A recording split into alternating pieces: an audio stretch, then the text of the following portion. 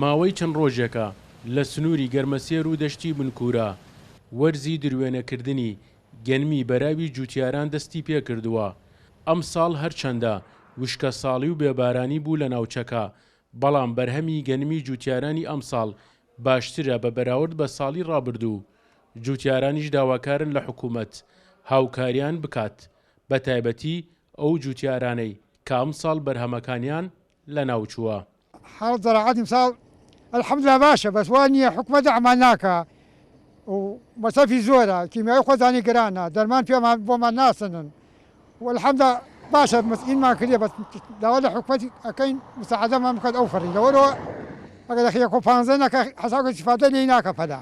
وەڵڵا ئەگەر ئەوەی وا کیمیاوی زۆر کردی و مەسەفی زۆر کردی و باشی کردی الحەمدوللا باشە. ئەوەی کە کیمیاوی مەسەفی زۆر کردووە گەنمەکەی الحەمدوللا باشە. ئەوانشی کە قەوەی نییە بۆ هی گرانبوونی کیمیاوی و دەرمانکردنەوەمانەوە کەمی وەزعی گەنمەکەی باش نییە. ئەوەی دڵخۆشی بۆ فەلاحەکان بێ وا بڕیارە بە پارەی نەخت و حکومەت بۆ سایلۆکان وەری بگرێت بە نەختی بە 750,000. بەڕێوەبەری کشتوکاڵی خانەخین دەڵێت بەرهەمی گەنمی جوتیاران ئەوانەی لە زەوی دەمدا بوونە ئەم ساڵ بێبەرهەم بوونە.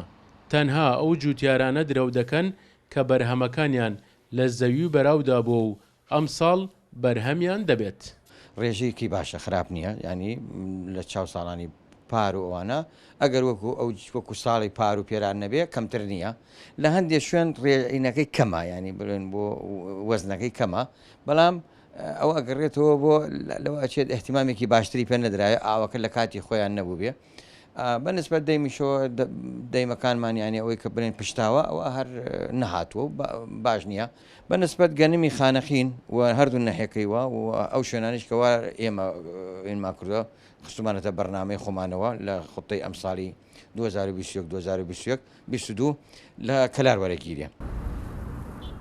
لە سنووری گەرمەسێر و قەزای خانەقین ساڵانە بە هەزاران تۆن گەنم دەچێنرێت و بە هەزاران تۆن بەرهەمی جوتیارانە، بەڵام لەم ساڵدا بەرهەمی جوتیاران لە ناوچەکە بە ڕێژەی 60% کەمی کردووە.